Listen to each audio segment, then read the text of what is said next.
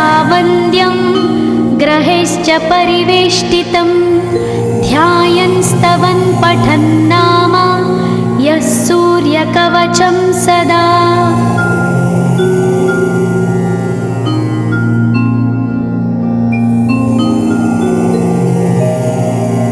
कवचं गृणिः पातु शिरोदेशं सूर्यः पालं च पातु मे आदित्यो लोचने पातु श्रुतिपातः प्रभाकरः घ्राणं पातु सदा भानो अर्क पातु तथा।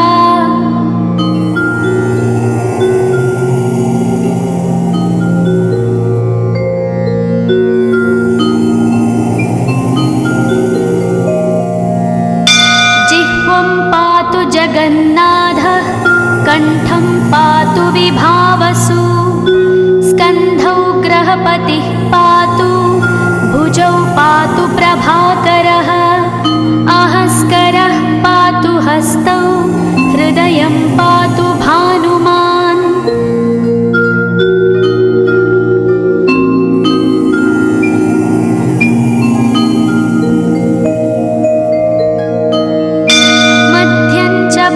सप्ताश्वो नाभिं पातु नभोमणिः द्वादशात्मा कटिं पातु सविता पातु सक्तिनी ऊरू पातु सुरश्रेष्ठो जानुनी पातु भास्करः जङ्घे पातु च मार्ताण्डो गुल्फौ पातु त्विषाम्पतिः।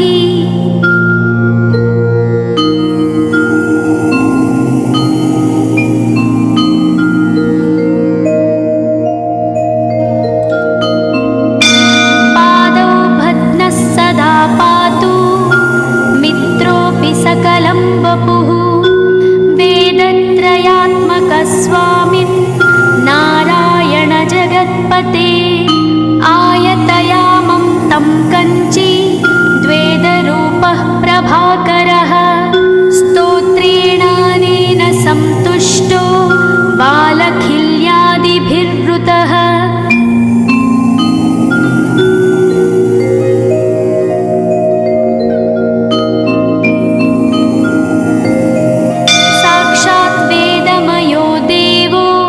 रथारूढः समागतः तं दृष्ट्या सहस्तोत्थाय दण्डवत् प्रणमन् भुवि कृताञ्जलिपुटो भूत्वा सूर्यस्याग्रे स्तुवत्तदा वेदमूर्तिः महाभागो ज्ञानदृष्टिर्विचार्य च ब्रह्मणा स्थापितं पूर्वं यथा यमाविवर्जितम्।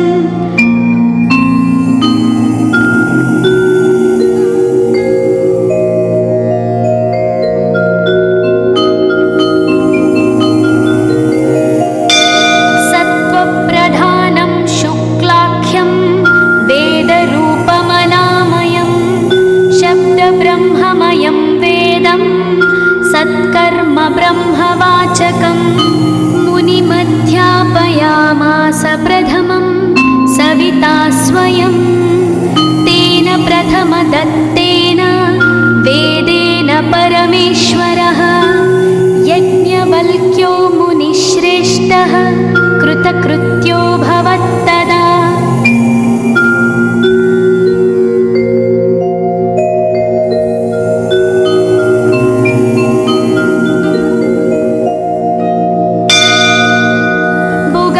सकलान् वेदान् ज्ञातवान् सूर्यसन्निधौ इदं स्तोत्रं महापुण्यं पवित्रं पापनाशनं यः पठेच्छृणुयाद्वापि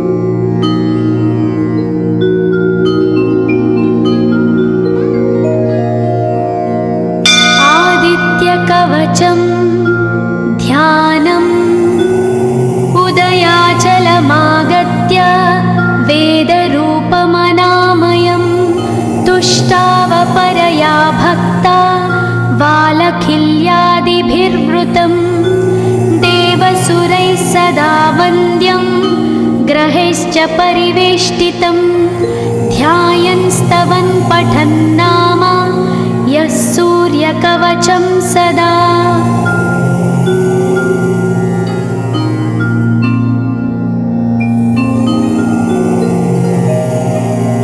कवचं गृणिः पातु शिरोदेशं सूर्यः पालं च पातु मे आदित्यो लोचने पातु श्रुतिपातः प्रभाकरः घ्राणं पातु सदा भानो अर्क पातु तथा।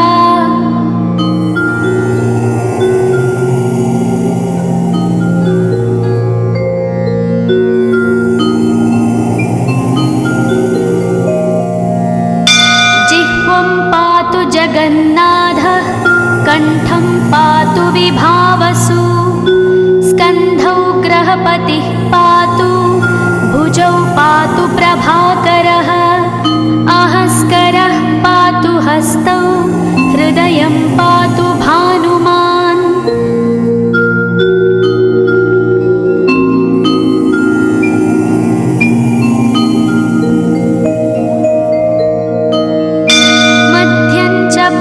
सप्ताश्वो नाभिं पातु नभोमणिः द्वादशात्मा कटिं पातु सविता पातु सक्तिनी ऊरू पातु सुरश्रेष्ठो जानुनी पातु भास्करः जङ्घे पातु च मार्ताण्डो गुल्फौ पातु त्विषाम्पतिः।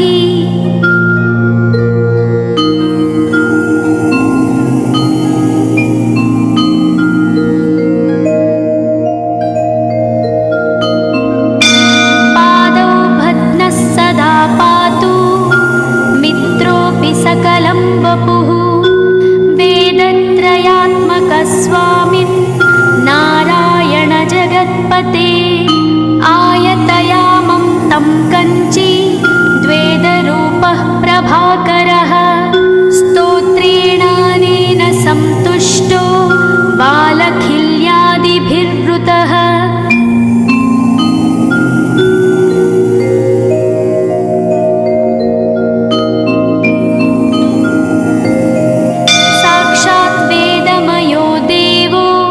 रथारूढः समागतः तं दृष्ट्या सहस्तोत्थाय दण्डवत् प्रणमन् भुवि कृताञ्जलिपुटो भूत्वा सूर्यस्याग्रे स्तुवत्तदा वेदमूर्तिः महाभागो ज्ञानदृष्टिर्विचार्य च ब्रह्मणा स्थापितं पूर्वं यथा यमाविवर्जितम्।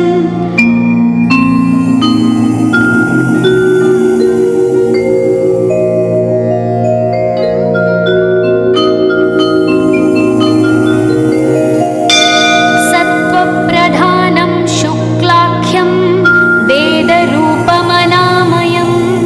शब्दब्रह्ममयं वेदं सत्कर्म ब्रह्मवाचकं मुनिमध्यापयामास प्रथमं सविता स्वयं तेन प्रथमदत्तेन वेदेन परमेश्वरः यज्ञवल्क्यो मुनिश्रेष्ठः कृतकृत्यो भवत्तदा।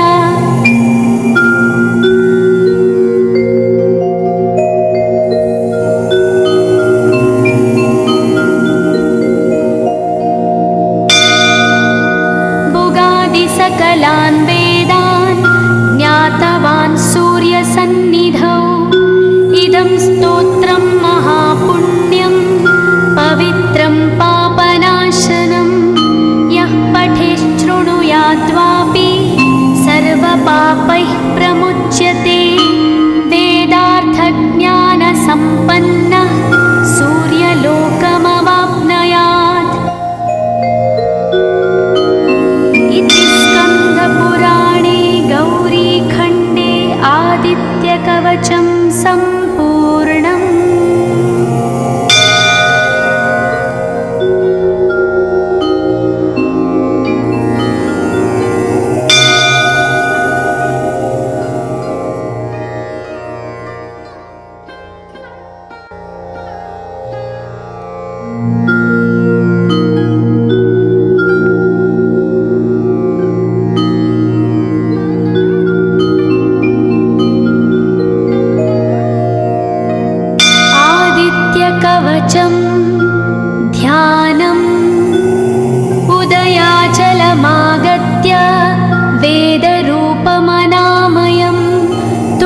भावपरया भक्ता वालखिल्यादिभिर्वृतं देवसुरैः सदा वन्द्यं ग्रहैश्च परिवेष्टितं ध्यायन् स्तवन् पठन् नाम यः सूर्यकवचं सदा।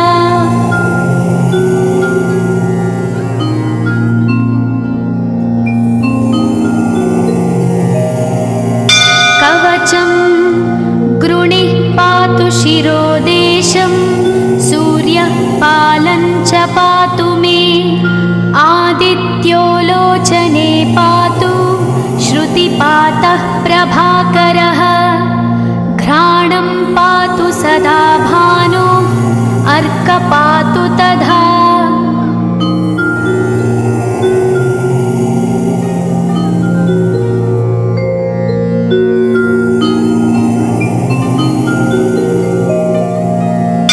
जिह्वं पातु जगन्नाथः कण्ठं पातु विभावसु स्कन्धौ ग्रहपतिः पातु भुजौ पातु प्रभाकरः अहस्करः पातु हस्तौ हृदयं पातु भानुमान्।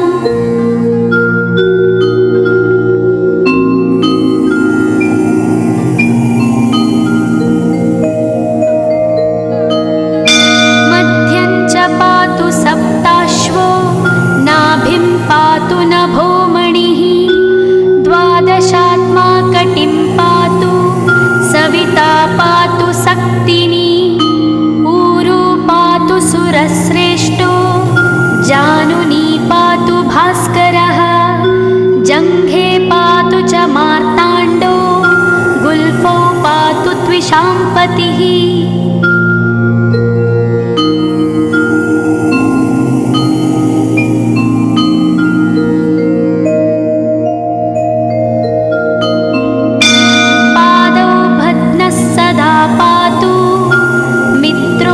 सकलं वपुः वेदत्रयात्मकस्वामिन् नारायण जगत्पते आयतयामं तं कञ्ची द्वेदरूपः प्रभाकरः स्तोत्रेणानेन सन्तुष्टो वालखिल्यादिभिर्वृतः।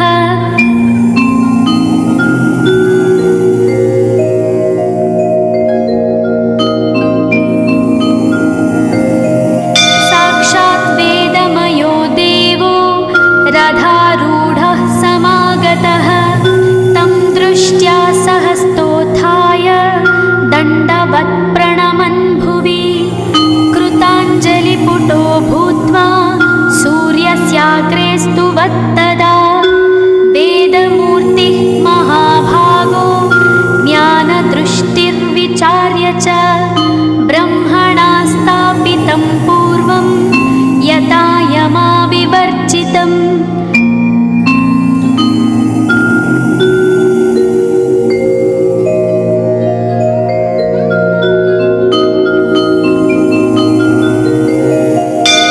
सत्त्वप्रधानं शुक्लाख्यं वेदरूपमनामयं शब्दब्रह्ममयं वेदं सत्कर्म ब्रह्मवाचकं मुनिमध्यापयामास प्रथमं सविता स्वयं तेन प्रथमदत्तेन वेदेन परमेश्वरः यज्ञवल्क्यो मुनिश्रेष्ठः कृतकृत्यो भवत्तदा।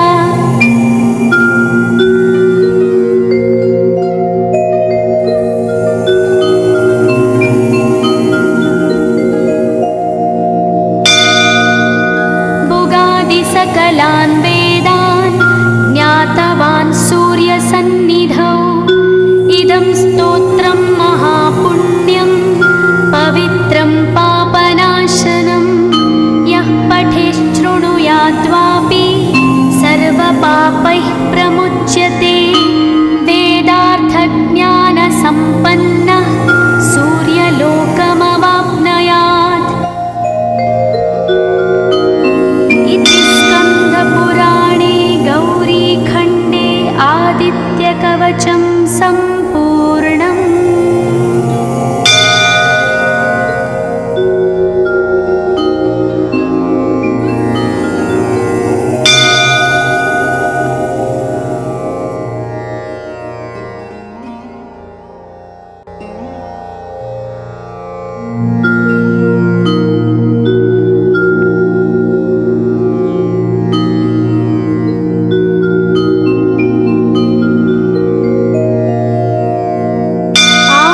आदित्यकवचं ध्यानम् उदयाचलमागत्य वेदरूपमनामयं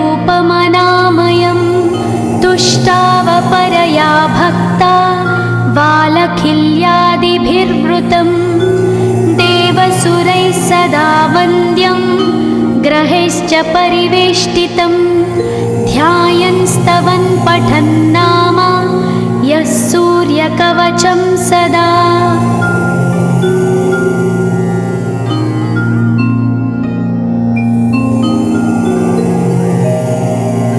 कवचं गृणिः पातु शिरोदेशं सूर्यः पालं च पातु मे आदित्यो लोचने पातु श्रुतिपातः प्रभाकरः घ्राणं पातु सदा भानो अर्कपातु तथा।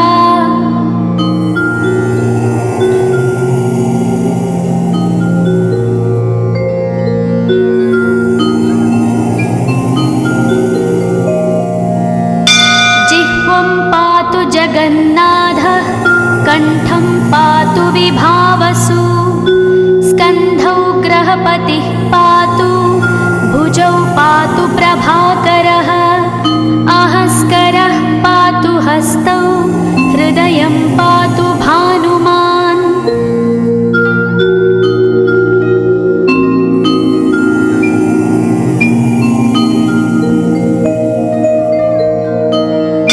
मध्यं च पातु सप्ताश्वो नाभिं पातु नभोमणिः द्वादशात्मा कटिं पातु सविता पातु सक्तिनी ऊरू पातु सुरश्रेष्ठो जानुनी पातु भास्करः जङ्घे पातु च मार्ताण्डो गुल्फौ पातु त्विषाम्पतिः।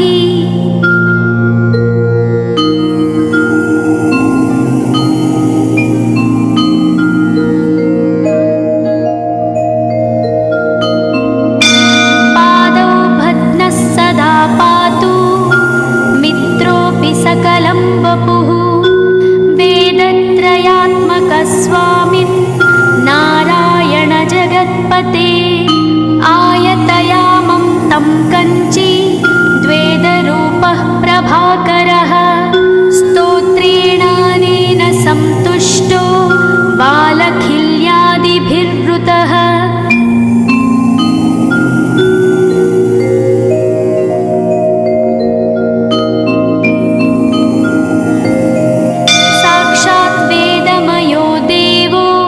रथारूढः समागतः तं दृष्ट्या सहस्तोत्थाय दण्डवत् प्रणमन् भुवि कृताञ्जलिपुटो भूत्वा सूर्यस्याग्रे स्तुवत्तदा वेदमूर्तिः महाभागो ज्ञानदृष्टिर्विचार्य च ब्रह्मणा स्थापितं पूर्वं यथा यमाविवर्जितम्।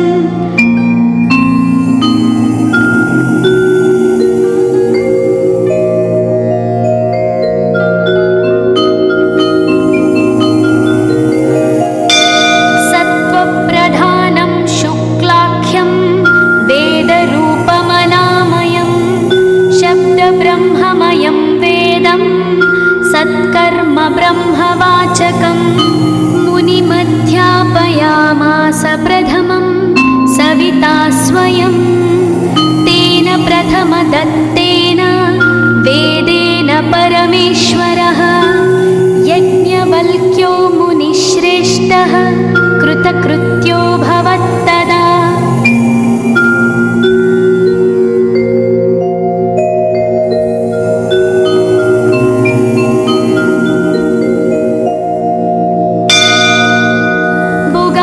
सकलान् वेदान् ज्ञातवान् सूर्यसन्निधौ इदं स्तोत्रं महापुण्यं पवित्रं पापनाशनं यः पठेच्छृणुयाद्वापि सर्वपापैः प्रमुच्यते वेदार्थज्ञानसम्पन्नः सूर्यलोकमवाप्नुयात्।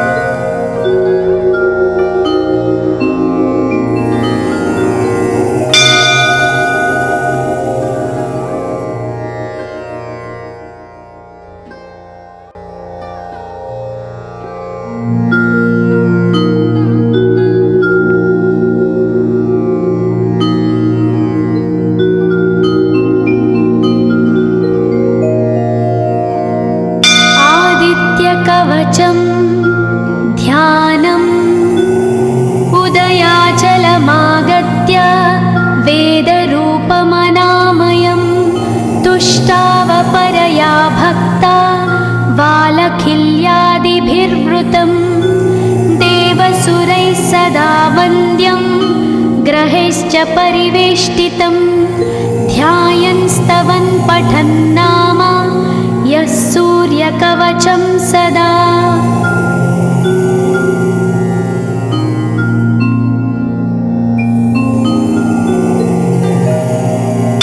कवचं गृणिः पातु शिरोदेशं सूर्यः पालं च पातु मे आदित्यो लोचने पातु श्रुतिपातः प्रभाकरः घ्राणं पातु सदा भानो अर्क पातु तथा।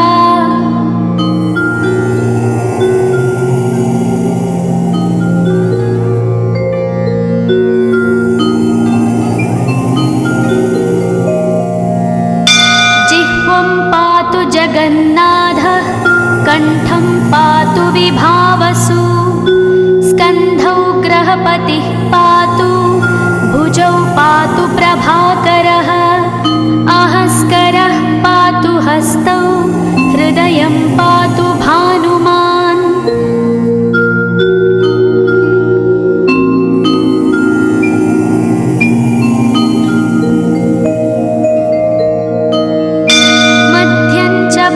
सप्ताश्वो नाभिं पातु नभोमणिः द्वादशात्मा कटिं पातु सविता पातु सक्तिनी ऊरू पातु सुरश्रेष्ठो जानुनी पातु भास्करः जङ्घे पातु च मार्ताण्डो गुल्फौ पातु त्विषाम्पतिः।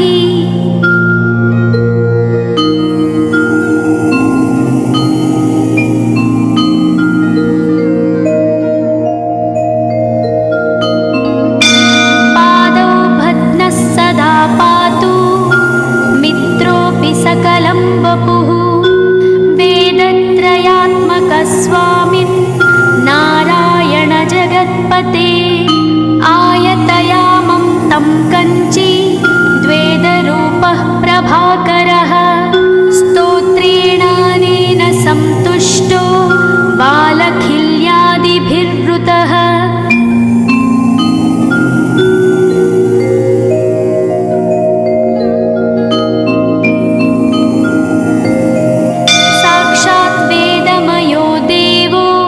रथारूढः समागतः तं दृष्ट्या सहस्तोत्थाय दण्डवत् प्रणमन् भुवि कृताञ्जलिपुटो भूत्वा सूर्यस्याग्रे स्तुवत्तदा वेदमूर्तिः महाभागो ज्ञानदृष्टिर्विचार्य च ब्रह्मणा स्थापितं पूर्वं यथा यमाविवर्जितम्।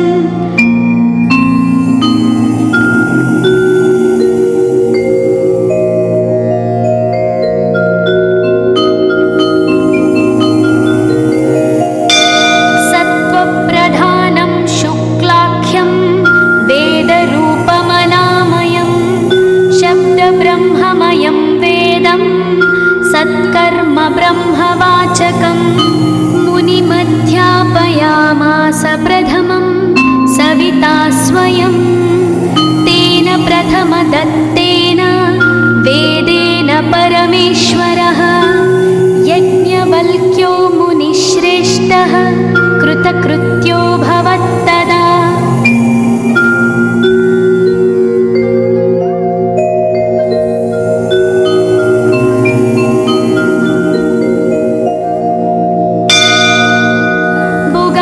सकलान् वेदान् ज्ञातवान् सूर्यसन्निधौ इदं स्तोत्रं महापुण्यं पवित्रं पापनाशनं यः पठेच्छृणुयाद्वापि सर्वपापैः प्रमुच्यते वेदार्थज्ञानसम्पन्नः सूर्यलोकमवाप्नुयात्। पुराणे गौरीखण्डे आदित्यकवचं सम्पूर्णम्।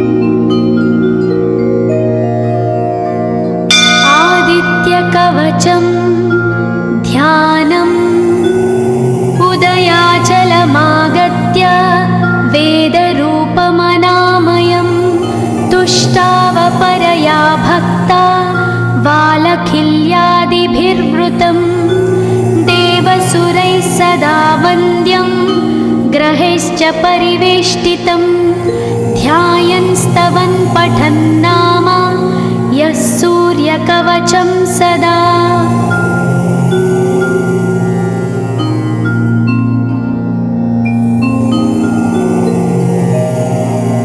कवचं गृणिः पातु शिरोदेशं सूर्यः पालं च पातु मे आदित्यो लोचने पातु श्रुतिपातः प्रभाकरः घ्राणं पातु सदा भानो अर्कपातु तथा।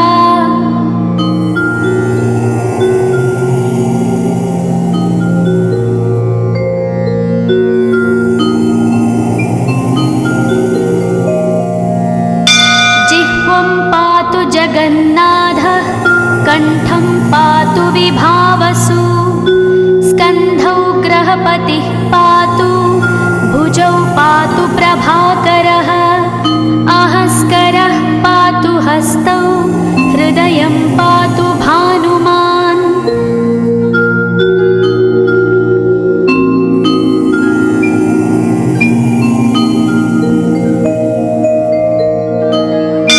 मध्यं च पातु सप्ताश्वो नाभिं पातु नभोमणिः द्वादशात्मा कटिं पातु सविता पातु सक्तिनी ऊरू पातु सुरश्रेष्ठो जानुनी पातु भास्करः जङ्घे पातु च मार्ताण्डो गुल्फौ पातु त्विषाम्पतिः।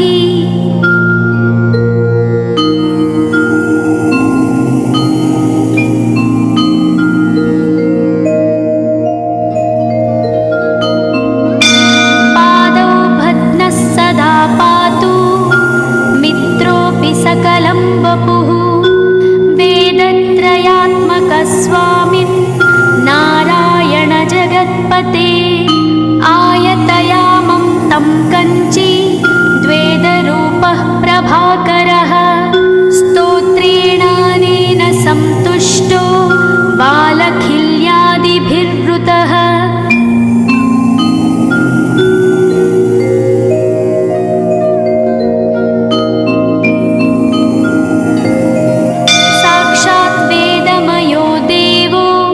रथारूढः समागतः तं दृष्ट्या सहस्तोत्थाय दण्डवत् प्रणमन् भुवि कृताञ्जलिपुटो भूत्वा सूर्यस्याग्रे स्तुवत्तदा वेदमूर्तिः महाभागो ज्ञानदृष्टिर्विचार्य च ब्रह्मणा स्थापितं पूर्वं यथा यमाविवर्जितम्।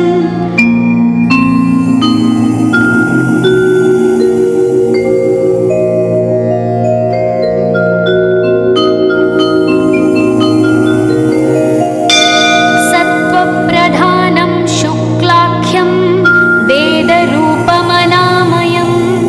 शब्दब्रह्ममयं वेदं सत्कर्म ब्रह्मवाचकम् मुनिमध्यापयामास प्रथमं सविता स्वयं तेन प्रथमदत्तेन वेदेन परमेश्वरः यज्ञवल्क्यो मुनिश्रेष्ठः कृतकृत्यो भवत्तदा।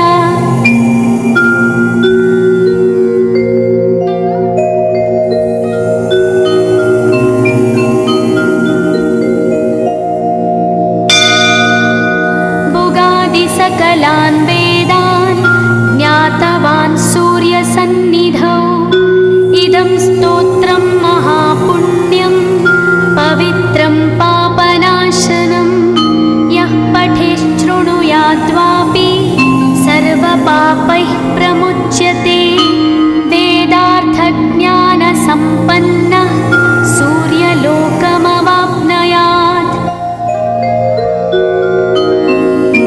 स्कन्दपुराणे गौरीखण्डे आदित्यकवचं सम्पूर्णम्।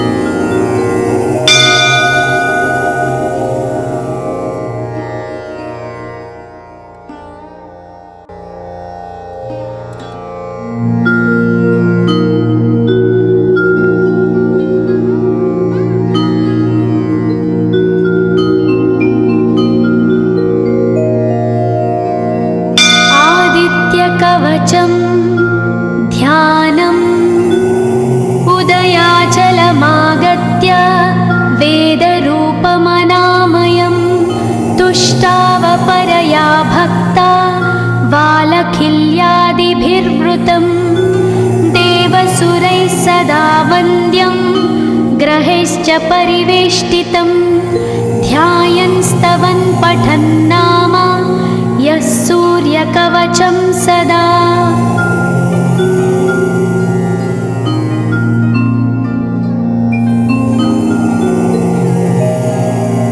कवचं गृणिः पातु शिरोदेशं सूर्यः पालं च पातु मे आदित्यो लोचने पातु श्रुतिपातः प्रभाकरः घ्राणं पातु सदा भानो अर्क पातु तथा।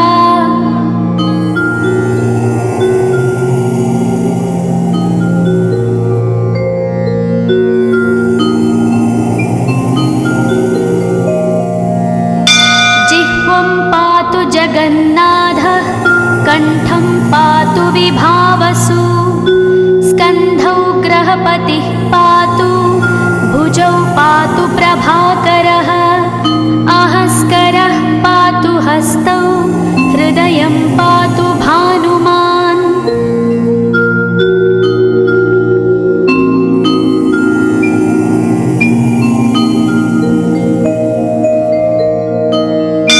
मध्यं च पातु सप्ताश्वो नाभिं पातु नभोमणिः द्वादशात्मा कटिं पातु सविता पातु सक्तिनी ऊरू पातु सुरश्रेष्ठो जानुनी पातु भास्करः जङ्घे पातु च मार्ताण्डो गुल्फौ पातु त्विषाम्पतिः।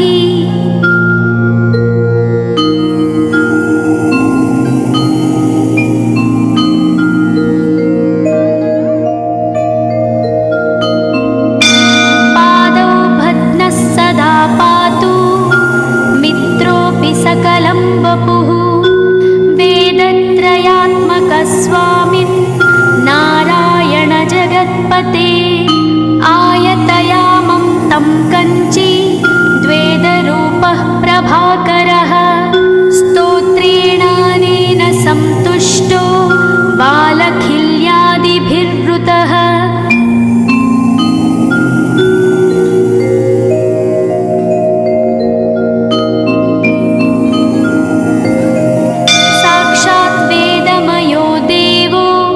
रथारूढः समागतः तं दृष्ट्या सहस्तोत्थाय दण्डवत् प्रणमन् भुवि कृताञ्जलिपुटो भूत्वा सूर्यस्याग्रे स्तुवत्तदा वेदमूर्तिः महाभागो ज्ञानदृष्टिर्विचार्य च ब्रह्मणा स्थापितं पूर्वं यथा यमाविवर्जितम्।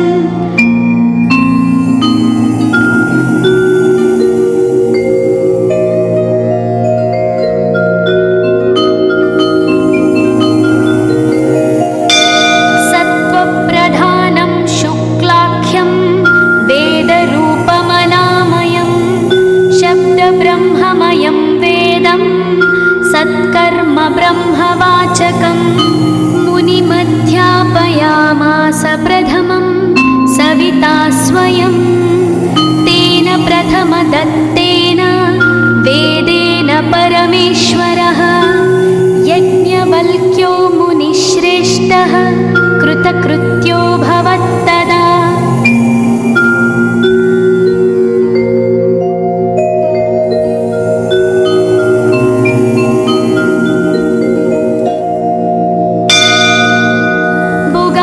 सकलान् वेदान् ज्ञातवान् सूर्यसन्निधौ इदं स्तोत्रं महापुण्यं पवित्रं पापनाशनं यः पठेच्छृणुयाद्वापि सर्वपापैः प्रमुच्यते वेदार्थज्ञानसम्पन्नः सूर्यलोकमवाप्नुयात्।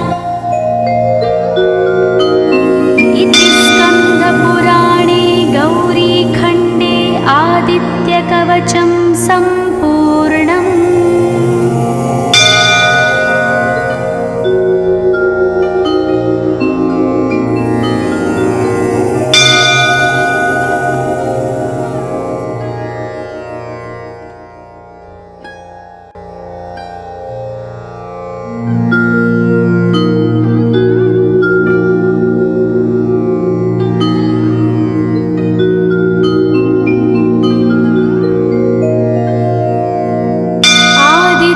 सूर्यकवचं ध्यानम् उदयाचलमागत्य वेदरूपमनामयं तुष्टावपरया भक्ता वालखिल्यादिभिर्वृतं देवसुरैः सदा वन्द्यं ग्रहैश्च परिवेष्टितं ध्यायन् स्तवन् पठन् नाम यः सूर्यकवचं सदा।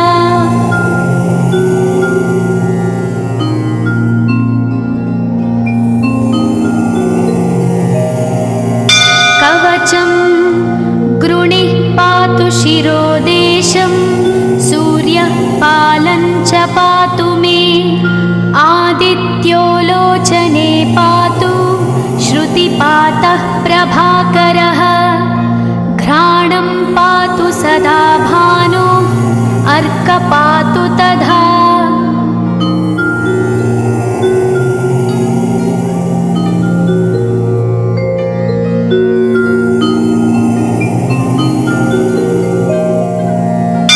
जिह्वं पातु जगन्नाथः कण्ठं पातु विभावसु स्कन्धौ ग्रहपतिः पातु भुजौ पातु प्रभाकरः अहस्करः पातु हस्तौ हृदयं पातु भानुमान्।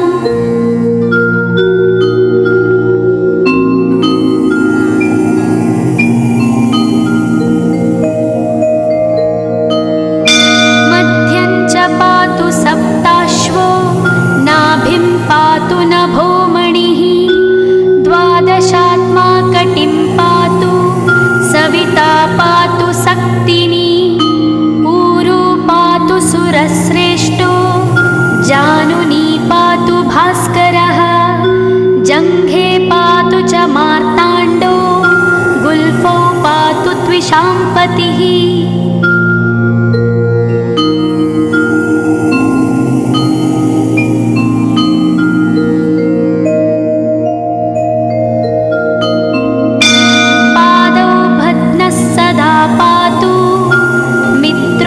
सकलं वपुः वेदत्रयात्मकस्वामिन् नारायण जगत्पते आयतयामं तं कञ्ची द्वेदरूपः प्रभाकरः स्तोत्रेणानेन सन्तुष्टो वालखिल्यादिभिर्वृतः।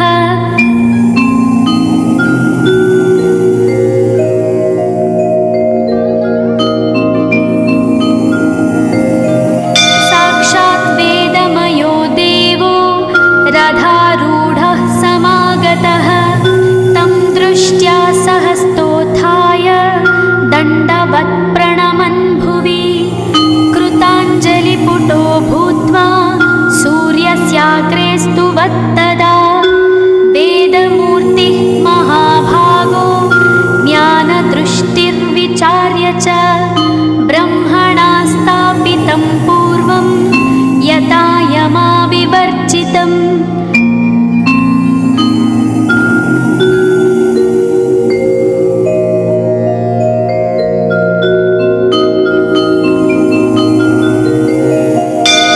सत्त्वप्रधानं शुक्लाख्यं वेदरूपमनामयं शब्दब्रह्ममयं वेदं सत्कर्म ब्रह्मवाचकं मुनिमध्यापयामास प्रथमं सविता स्वयं तेन प्रथमदत्तेन वेदेन परमेश्वरः यज्ञवल्क्यो मुनिश्रेष्ठः कृतकृत्यो भवत्तदा।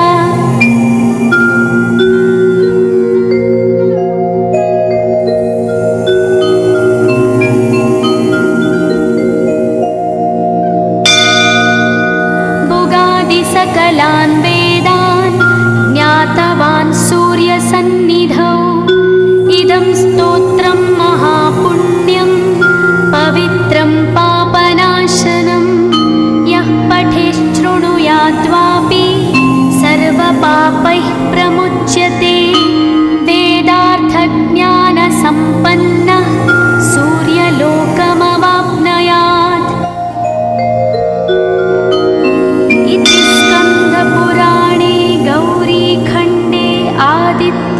कवचं